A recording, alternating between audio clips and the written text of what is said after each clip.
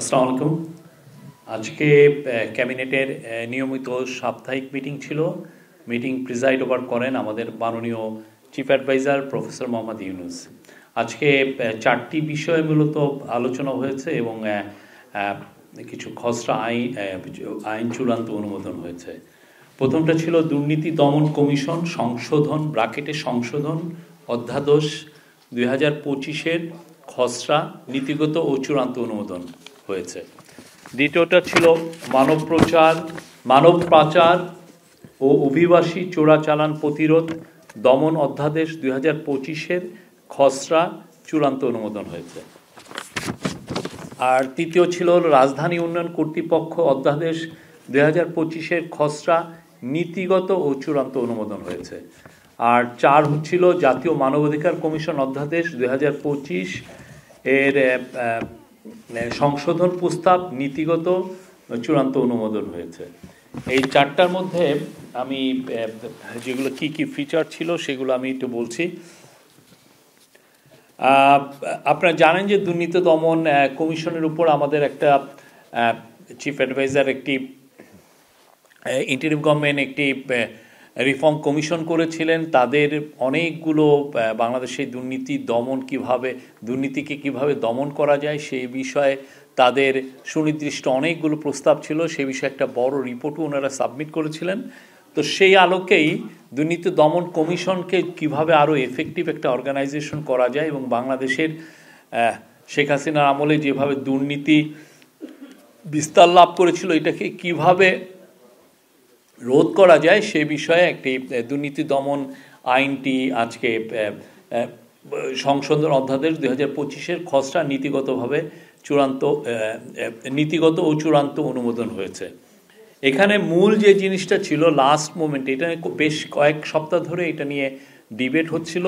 তো এইখানে খুব অনেক বড় কন্ট্রিবিউশন করেছেন। আপনি জানেন বাংলাদেশের ট্রান্সপারেন্সি ইন্টারন্যাশনাল বাংলাদেশের প্রধান ইফতেখারুজ্জামান, তার সাথে আমরা এক্সটেন্সিভ আলোচনা করেছেন। যারা এটা নিয়ে কাজ করছিলেন, ল অ্যাডভাইজার কাজ করেছেন, ক্যাবিনেট সেক্রেটারি কাজ করেছেন এবং দুর্নীতি দমন কমিশনের যে সেক্রেটারিয়েট তারাও কাজ করেছেন। এখানে একটা লাস্ট মোমেন্টে এটা একটা ওভারসাইট বডি, যেটা বাছাই কমিটি, সেটা একটি ওভারসাইট বডি হিসাবে কাজ করার কথা ছিল, সেটাকে ড্রপ করা হয়েছে। কেননা আমাদের দেশে যে দুর্নীতির যেভাবে লেয়ারে লেয়ারে আছে, দেখা যাচ্ছে যে ওভারসাইট একটা বডি করলেও সেখানেও আবার দুর্নীতি বিস্তার লাভ পেতে পারে। তো সেই জায়গায় এইটাকে ডিসিশন হয়েছে যে এই সাজেশনটা নেওয়া হবে না। আর হচ্ছে এটা একটা 5 জনের কমিশনার, 5টি কমিশনার থাকবেন। তার মধ্যে অ্যাটলিস্ট একজন থাকবেন যার আইটি ব্যাকগ্রাউন্ড আছে। জানেন এখনকার যে দুর্নীতি অনেকাংশেই অনেক বড় বড় দুর্নীতি আসলে আইটির সাপোর্টে করা হয়। আমরা যত ক্যাশলেস সোসাইটিতে ঢুকছি, ক্যাশলেস ট্রানজ্যাকশনে ঢুকছি, দেখা যাচ্ছে যে অনেক দুর্নীতি যেটা আপনি আর সেই আগের মতো টাকার বস্তা নিয়ে দুর্নীতি হচ্ছে না, কিন্তু আপনার নিমিষেই একটা ক্লিকের জোরেই এখানের 10,000 কোটি টাকা আরেক দেশে চলে যাচ্ছে।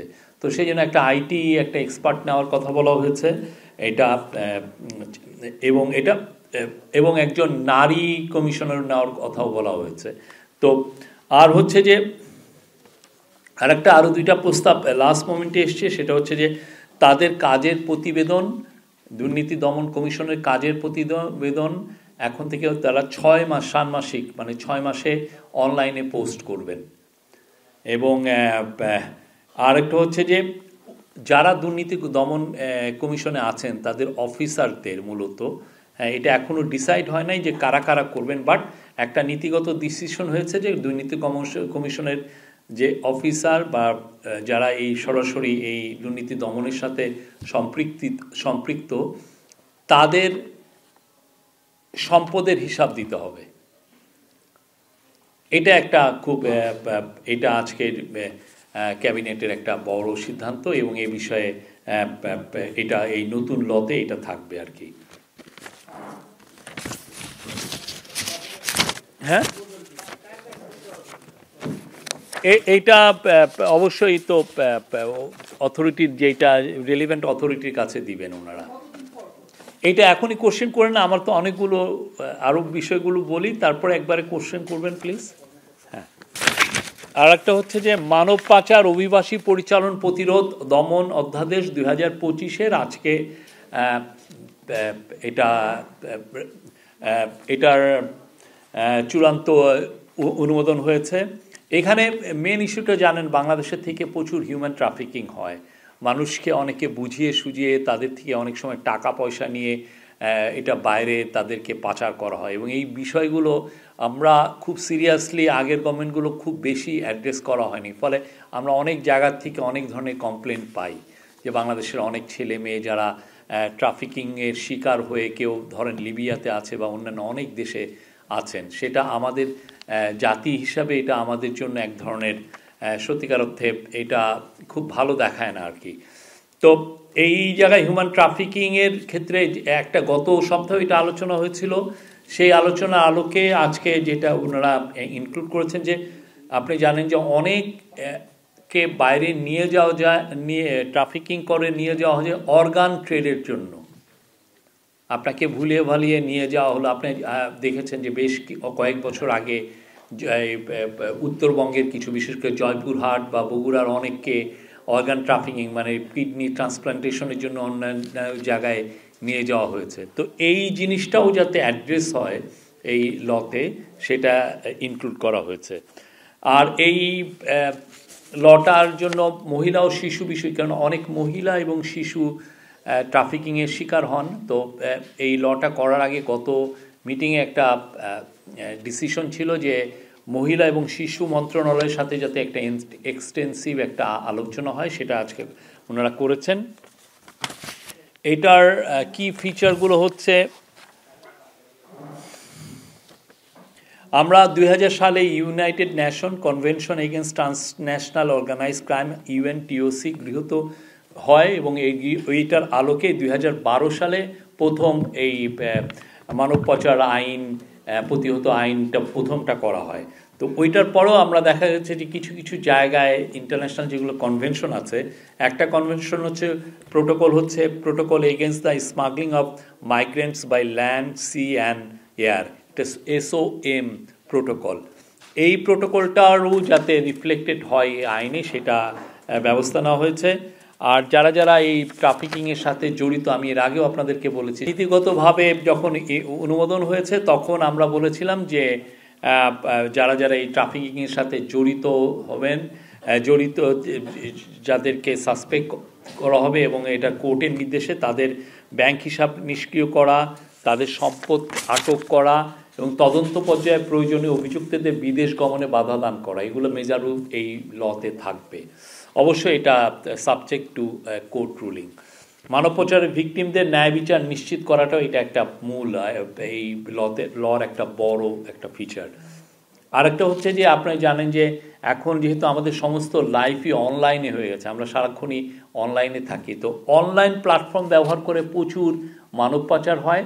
তো অনলাইন প্ল্যাটফর্ম ব্যবহার করে যে মানে হিউম্যান ট্রাফিকিংয়ের জন্য যারা বিজ্ঞাপন দেন, হ্যাঁ, খুবই সাটল ওয়েতে তারা এই বিজ্ঞাপনটা দেন যাতে এদেরকে অ্যাট্রাক্ট করে বাইরে নিয়ে যাওয়া যায়, সেইটাও বন্ধ করাও এই আইনের একটা প্রাইমারি গোল ছিল।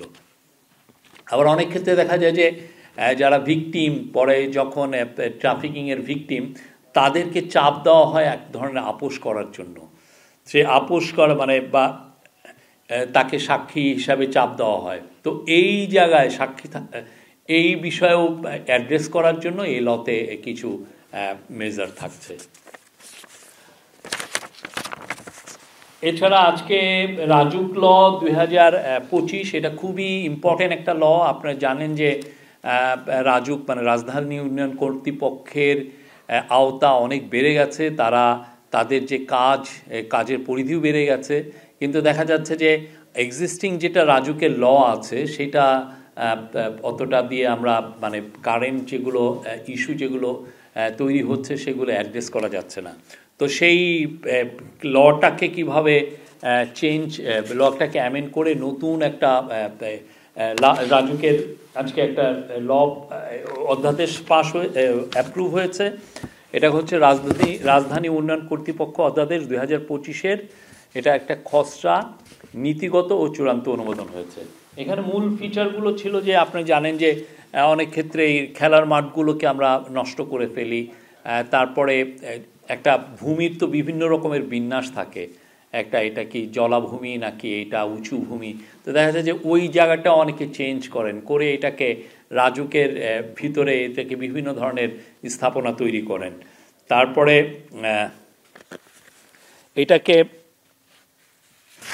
রিডেভেলপমেন্ট, এইখানে মানে অনেক নতুন নতুন ফিচার আসছে, যাতে রিডেভেলপমেন্ট, ল্যান্ড অ্যাডজাস্টমেন্ট, এটা 60% ক্ষেত্রে জমির মালিক একমত হলে, হ্যাঁ, এই পদ্ধতিতে প্রকল্প বাস্তবায়ন, এগুলো এই লতে আছে, এই অধ্যাদেশে আছে। আর এই সময় অনেকগুলো এই লটা পাশ করার সময়, এটা অ্যাপ্রুভ করার সময় ক্যাবিনেট একটা অনেক লম্বা একটি ডিসকাশন করেছিল। চিফ অ্যাডভাইজার নির্দেশ দিয়েছেন, বলেছেন যে আপনারা জানেন যে পুরো সারা বাংলাদেশেই এখন অনেক জায়গায় গ্রামে গ্রামেও 4তলা 5তলা বিল্ডিং হচ্ছে, কিন্তু কথা হচ্ছে যে এই বিল্ডিংটা কি বাংলাদেশের ন্যাশনাল বিল্ডিং কোড মেনে হচ্ছে কিনা। আমাদের এখানে কিছুদিন আগেও একটা ভূমিকম্প হয়েছে, আমাদের ফায়ার হ্যাজার্ড সবসময় আছে, ফায়ার লেগেই যেতে পারে। তো এখন জনজীবনকে প্রোটেকশনের জন্য আমরা যে বিল্ডিংগুলো করছি সেখানে কি অ্যাডুকুয়েট ফিচার আছে কিনা, এটা কি ভূমিকম্পকে প্রতিহত করতে পারবে কি, বা এটা কি সহনীয় কিনা, বা এখানে ফায়ার সেফটি মেজার নেওয়া আছে কিনা। সেই জন্য আজকে চিফ অ্যাডভাইজার বলেছেন যে এমন কোনো অথরিটি করা যায় কিনা যেটা সারা বাংলাদেশেরই আসলে এই ভবন কনস্ট্রাকশনের অনুমোদনের এটা কাজ করবে। রাইট নাও যেটা আছে যে সেটা হচ্ছে যে রাজুকের এরিয়ার মধ্যে এই বিল্ডিং নির্মাণের ক্ষেত্রে রাজুকের অনুমোদন লাগে, কিন্তু অনেক ক্ষেত্রে সেটারও ব্যর্থ হয়েছে, যেটা আমরা মাইলস্টোন স্কুলের ক্ষেত্রে আমরা দেখেছি। তো মাইলস্টোন স্কুলের মাঝের সিঁড়িটা ছিল, দুই পাশে কোনো সিঁড়ি ছিল না, ফলে যখন তার উপর একটি বিমান বিধ্বস্ত হলো, সেই বিমানের ফলে যেই বাচ্চা আমাদের ছেলে মেয়েরা, তারা আপনারা দেখেছেন কি নির্মম একটা ট্র্যাজেডি হলো। তারা আসলে যদি দুই পাশে স্টেয়ারকেস থাকতো, সিঁড়ি থাকতো, তাহলে হয়তোবা এতগুলো আমাদের ছেলে মেয়েদেরকে আমরা হারাতাম না। তো এই বিষয়ে চিফ অ্যাডভাইজার আজকে নির্দেশ ছিল গণপূর্ত এবং হাউজিং মিনিস্ট্রিকে, যে তারা যেন এটা একটু এক্সামিন করে দেখে কিভাবে একটি এমন কোনো অথরিটি করা যায় কি না যার আওতায় সারা বাংলাদেশে যেখানেই হোক 4তলা কেউ করছেন, কেউ 3তলা করছেন। আপনি গ্রামে, আমি কিছুদিন আগে 14 গ্রামে গিয়েছিলাম, দেখলাম যে ধান ক্ষেতের ভিতরে 4তলা প্রাসাদোপম বাড়ি করে রেখেছেন। আপনি সিলেটে দেখবেন যে অনেক সিলেটি ডায়াসপোরার আমাদের ভাই বোনরা সিলেটের তার প্রত্যন্ত গ্রামে তারা বড় বড় কনস্ট্রাকশন করে রেখেছেন, খুব প্রাসাদোপম বাড়ি। তো এইগুলো প্রত্যেকটা বাড়ির ক্ষেত্রেই যাতে আমরা কনস্ট্রাকশন রুল মেনে চলি এবং ফায়ার সেফটি হ্যাজার্ডগুলো, ফায়ার সেফটিটাও ইনশিওর করি, সেই জন্য উনি আজকে এই খুব একটা নাতিদীর্ঘ একটা আলোচনা হয় এবং এই বিষয়ে চিফ অ্যাডভাইজার নির্দেশ দিয়েছেন। আর মাইলস্টোন বিল্ডিংয়ের ক্ষেত্রেও যাতে মাইলস্টোন স্কুল তার বিল্ডিংটা যাতে কমপ্লায়েন্স মেনে চলে, সেই জন্য বিল্ডিংয়ে এই মিটিংয়ে বলা হয়েছে। আর রাজুকের ক্ষেত্রে অলরেডি এটা নিয়ে কাজ করছে রাজুক কর্তৃপক্ষ, যাতে রাজুকের ভিতরে এই কোনো ধরনের আপনি জানেন যে মাইলস্টোন স্কুলের অ্যাপ্রুভালটা ছিল হচ্ছে একটা ইউনিয়ন পরিষদের অ্যাপ্রুভাল। তো রাজুকের যে বিশাল এখন এরিয়া, নারায়ণগঞ্জ থেকে এই সেন্ট্রাল ঢাকা থেকে আপনি সাভার পর্যন্ত, এদিক দিয়ে কেরানীগঞ্জ পর্যন্ত, এই রাজুকের পুরো এরিয়ায় যাতে কোনো ইউনিয়ন পরিষদ কোনো ধরনের বিল্ডিং অ্যাপ্রুভাল না দিতে পারে, সে বিষয়েও আজকে চিফ অ্যাডভাইজার এবং অ্যাডভাইজারি পরিষদ সুনির্দিষ্ট নির্দেশ দিয়েছেন। আচ্ছা, আর ওই যে রাজুকের লতে যেগুলো ছিল তার মধ্যে আরও কিছু ফিচার, ইমারত নির্মাণ, জলাধার খনন, নিচু ভূমি ভরাট বা প্রাকৃতিক জলাশয়ের পানি প্রবাহ বাধাগ্রস্ত করা, খেলার মাঠ খেলার মাঠ, উদ্যান, প্রাকৃতিক জলাধারের শ্রেণী পরিবর্তন ইত্যাদি বিষয়ে বিধিনিষেধ আরোপের বিধান যুক্ত করা হয়েছে এই নতুন লতে। উন্নয়ন করতে রাজুকের উন্নয়ন কর্তৃক অনুমোদিত নকশার ব্যত্যয় করে ভবন নির্মাণের ক্ষেত্রে দণ্ড এবং অনুমোদিত ব্যত্যয়কৃত ও ঝুঁকিপূর্ণ স্থাপনা অপসারণের বিধানে এই অধ্যাদেশের সাথে যুক্ত করা হয়েছে, এই অধ্যাদেশে আনা হয়েছে। সেই সাথে উন্নয়ন কর্তৃপক্ষের চেয়ারম্যান, সদস্য বা কোনো কর্মচারী কর্তৃক উন্নয়ন কর্তৃপক্ষের নেয়ার স্বার্থে উন্নয়ন কর্তৃপক্ষের শেয়ার স্বার্থ বা চুক্তিতে অংশগ্রহণে বিধিনিষেধ আরোপ করা হয়েছে। মানে এই বিষয়ে তারা কোনো ধরনের কোনো শেয়ার থাকতে পারবে না। এই ছিল হলো থার্ড। আর চতুর্থ হচ্ছে যে জাতীয় মানবাধিকার কমিশনের অধ্যাদেশ, আপনি জানেন এই মাসের 9 তারিখে একটা অ্যাপ্রুভ হয়েছে। সেটার লাস্ট মোমেন্টে কিছু অবজারভেশন এসছে এবং কিছু অ্যামেন্ডমেন্টের প্রয়োজন পড়েছে। সেই জন্য আজকে জাতীয় মানবাধিকার কমিশনের এই লটা, অধ্যাদেশটা, সংশোধনী অধ্যাদেশটা পাস হয়েছে, অ্যাপ্রুভ হয়েছে। হ্যাঁ, চূড়ান্ত অ্যাপ্রুভ হয়েছে। এটা জাতীয় মানবাধিকার কমিশনকে, এখানে মূল যে বিষয়টা এসছে সেটা হলো জাতীয় মানবাধিকার কমিশনকেই জাতীয় প্রতিরোধ ব্যবস্থা, ন্যাশনাল প্রিভেন্টিভ মেকানিজম হিসাবে কাজ করার ক্ষমতা দেওয়া হয়েছে আর কি। এখানে আপনি জানেন যে একটা ইন্টারন্যাশনাল একটা কনভেনশন আছে, অপশনাল প্রোটোকল আছে। Optional protocol to the convention against torture and other cruel, inhuman or degrading treatment or punishment, OPCAT, OPCAT, OPCAT এর পক্ষে রাষ্ট্রীয় সংস্থা, আমরা এটার পক্ষ নিয়েছি, এটার আমরা সিগনেটরি।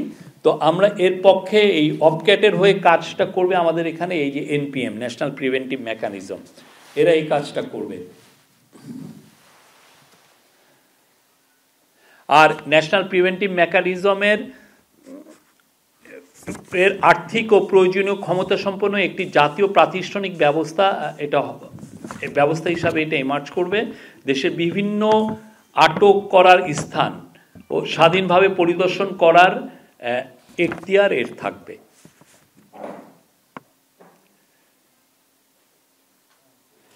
OPCAT-এর অধীনে জাতীয় মানবাধিকার কমিশনকে OPCAT-এর অধীনে জাতীয় প্রতিরোধ ব্যবস্থা হিসাবে কাজ করার ক্ষমতা দেওয়া হয়েছে। মানে OPCAT-এর অধীনে ন্যাশনাল যে হিউম্যান রাইটস কমিশন যেটা করা হলো, যেটা আছে এখন, সেটাই কাজ করবে NPM হিসেবে, ন্যাশনাল প্রিভেন্টিভ মেকানিজম হিসাবে এটা কাজ করার ক্ষমতা দেওয়া হয়েছে। এই ছিল আজকের ক্যাবিনেটের মিটিংয়ের ডিসিশন এবং আলাপের সারবস্তু। দুর্নীতি দমন কমিশনের এই অধ্যাদেশটাতে মানে যেটা আপনি বললেন যে ঐকমত্য কমিশনে তো নতুন একটা বাছাই কমিটি গঠনের কথা বলা হয়েছিল। সম্ভবত বাছাই কমিটি মানে কমিশনের এবং দুর্নীতি দমন কমিশনের যিনি চেয়ারম্যান হবেন তাদের নিয়োগের জন্য কি পার্থক্যটা মানে এখন আসছে সেটা যদি ব্যাখ্যা করেন। আর যদি এই অধ্যাদেশ জারি হয় তখন আবার এই কমিশনকে নতুন করে পুনর্গঠিত করার কোনো ব্যাপার থাকবে কিনা? এটা কমিশনকে আমার মনে হয় না পুনর্গঠিত করার কোনো এখানে কোনো ইস্যু আছে। যেটা হচ্ছে যে বাছাই কমিটিরই পরে একটা ওভারসাইট কমিটি হিসেবে কাজ করার কথা, তো এই ওভারসাইট কমিটি হিসেবে কাজ করবে না, এটা হচ্ছে মেন। অনেক সময় হয় যে আপনি একটা প্রতিষ্ঠান করলেন, ওইটার আবার আপনি হায়ার একটা ওভারসাইট কমিটি করলেন, দেখা যায় যে ওই কমিটির লোকগুলাই অনেক ক্ষেত্রে সুপার পাওয়ারফুল হয়ে যায় এবং সেই ক্ষেত্রে তখন স্বাধীন কমিশনের কাজটাকে অনেক ক্ষেত্রে ব্যাহত হতে পারে।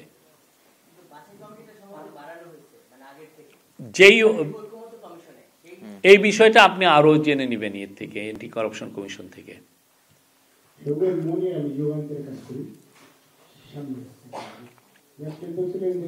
কর্মকর্তাদের সম্পদের হিসাব দিতে হবে, ওনারা এখনো ট্যাক্স অথরিটির কাছে সম্পদের হিসাব দিয়ে আসতে হবে। নতুন নীতিমালাতে কার কাছে হিসাব দিতে হবে সেটা কতদিন থাকবে? সেটা স্পেসিফাই করা হবে। এটা আজকে এটা নিয়ে আলোচনা হলো, এটা বলা হয়েছে, এটা অবশ্যই তারাই এটা ডিসাইড করবেন। জি, শফিক ভাই, আমি মেহেদী হাসান বলছিলাম একুশে টেলিভিশন থেকে।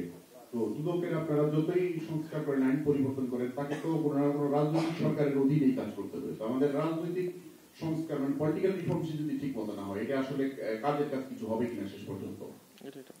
এটা তো আপনি মানে সত্যিকার অর্থে আমরা তো সবসময় আমাদের আশাটা কি যে এটাকে আমরা এমনভাবে স্ট্রেংথেন করা হচ্ছে, যে লগুলো আনা হচ্ছে যাতে এটা ইন্ডিপেন্ডেন্টলি কাজ করতে পারে, ট্রুলি ইন্ডিপেন্ডেন্টলি যাতে কাজ করতে পারে, সে আলোকে করা হচ্ছে। এখন আমার মনে হয় যে আস্তে আস্তে আমরা ওই জায়গায় যেতে পারবো, যে জায়গায় আমরা বলবো যে আমরা একটা করাপশন ফ্রি সোসাইটি।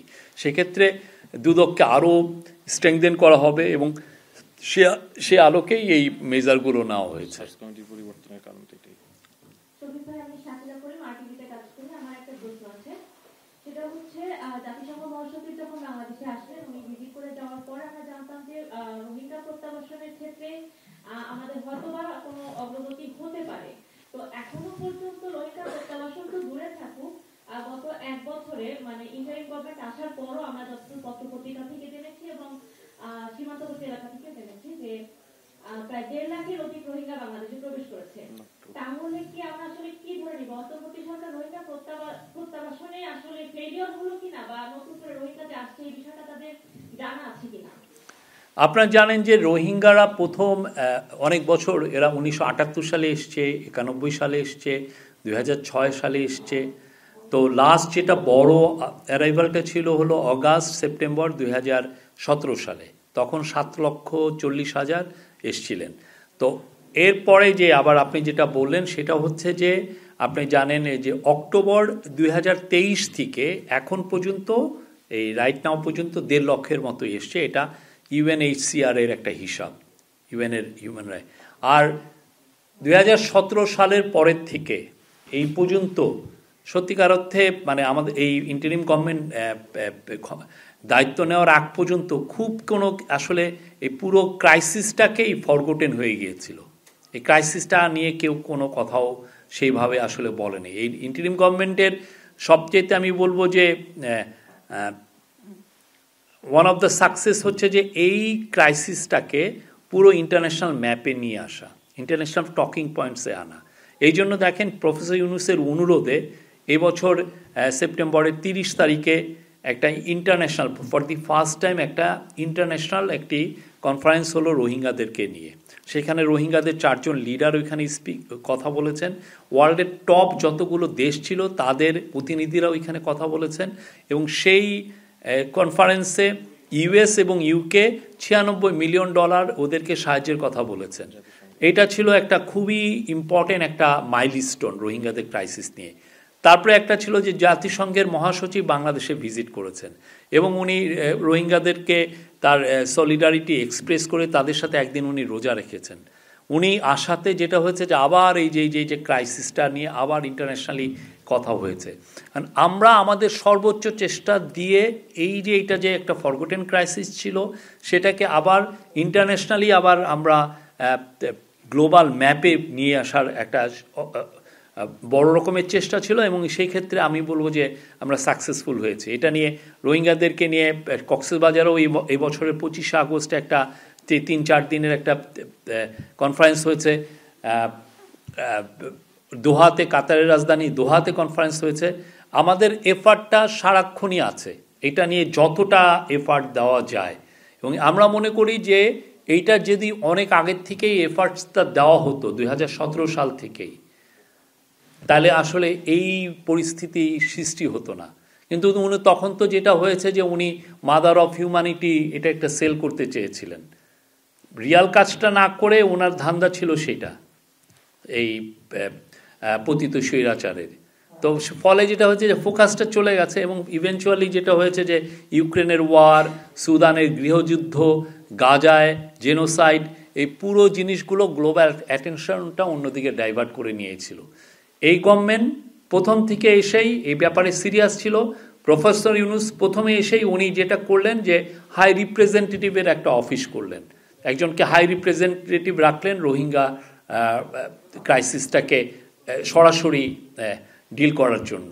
তো এবং দেখেন আমরা এই অনুযায়ী অনেকের সাথে কথা হয়েছে, এই আমরা মনে করি যে এফার্টটা আছে, যে এফার্টটা এই গভর্নমেন্ট নিয়েছে, সেই এফার্টের কারণে রোহিঙ্গাদের ক্রাইসিসটা এখন পুরো পৃথিবী খুব ভালোভাবে জানে।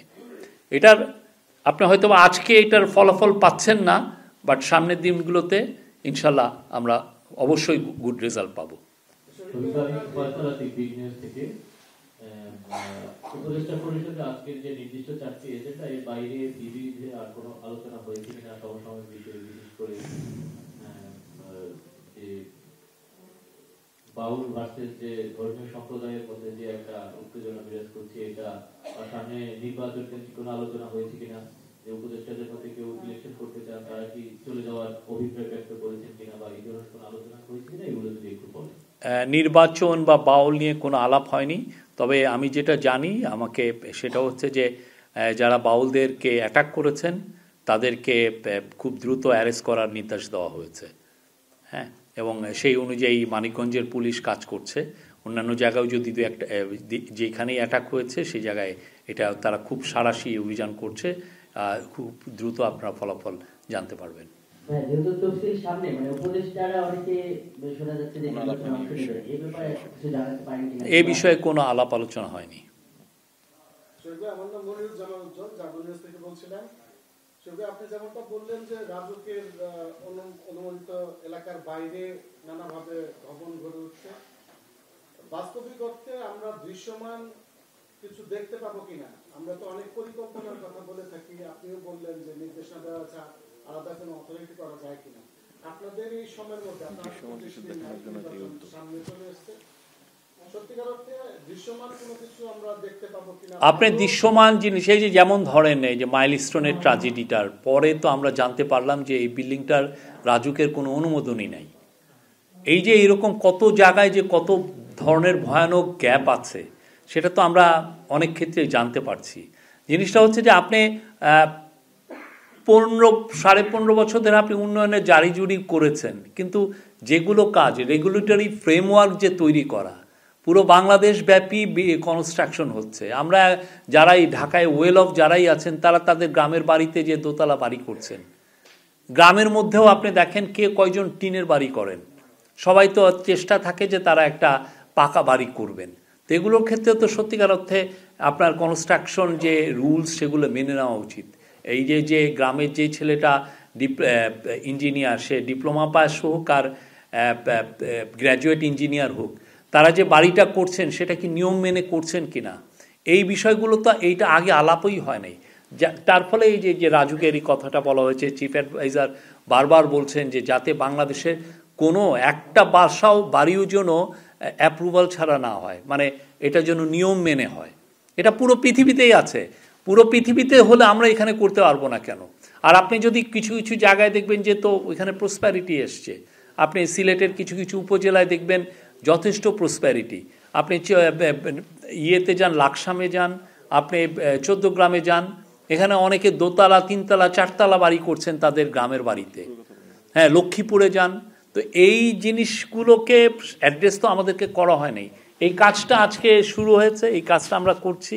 এবার রাজুকের এটা আস্তে আস্তে রাজুকের এই সাকসেসটা, এবং এই বিউটিকে বলা যে অন্যান্য সিটি কর্পোরেশনেরও যাতে এই ধরনের ওভারসাইট বডি থাকে, বা এই যে বিল্ডিং অ্যাপ্রুভালের জন্য বিশেষ টিম থাকে, তারা এগুলো ওভারসাইট করতে পারেন, বা কেউ যদি এটার ব্যত্যয় করে কোনো কনস্ট্রাকশন না করেন। অন্যান্য আরও তো 9টা সিটি কর্পোরেশন আছে। একটা ছোট্ট প্রশ্ন, আপনি রোহিঙ্গাদের সম্পর্কে বলছিলেন, কিন্তু আমরা আপনার আসার পর বিশ্ব দরবারে এটার নজরদারি বেড়েছে, তারা তাকাচ্ছে, কিন্তু রোহিঙ্গারা তো ফিরে যাচ্ছে না। সবার একটাই জিজ্ঞাসা যে রোহিঙ্গা আদৌ ফিরে যাবে, এবং প্রধান উপদেষ্টা বলেছিলেন যে সামনে রোজার ঈদে রোহিঙ্গারা কিছু হলেও স্বদেশে ফিরে যাবে, কিন্তু আপনারা তো যদি নির্বাচন ফেব্রুয়ারিতে হয় প্রথমত হয়, তাহলে তো আপনারা থাকবেন না। সেক্ষেত্রে আদৌ কি রোহিঙ্গারা ফিরে? আমরা তো প্রধান উপদেষ্টা তো আশা ব্যক্ত করেছেন, আপনি যদি ওনার স্পিচটা দেখেন, উনি আশা ব্যক্ত করেছেন। সে আশাটা তো আমরা সবাই করি, যাতে তারা তাদের বাড়িতে যে ঈদ করতে পারে, তাদের বাপ মার যে কবর এখনও আছে সেখানে যে তারা কবর জিয়ারত করতে পারে, তাদের আত্মীয় স্বজনের সাথে একসাথে মিলে তারা যেন ঈদ করতে পারে, এটা তো সবার আশা। কিন্তু এইটা বাস্তবায়নের জন্য যে কাজগুলো, আপনারা আমাদেরকে তখনই অ্যাকিউজ করতে পারতেন যে এইটা বাস্তবায়নের জন্য যদি আমরা কোনো কাজ না করতাম। এটার জন্য যথেষ্ট এফার্টস দেওয়া হচ্ছে। এখানে হাই রিপ্রেজেন্টেটিভের একটা অফিস করা হয়েছে, ওনার একটা টপ প্রায়োরিটি হচ্ছে রোহিঙ্গা ক্রাইসিস। এটা নিয়ে খুব এমন কোনো গ্লোবাল সুপার পাওয়ার নাই বা আমাদের নেইবার নাই যাদের সাথে এটা নিয়ে নিবিড়ভাবে আলোচনা হয়নি।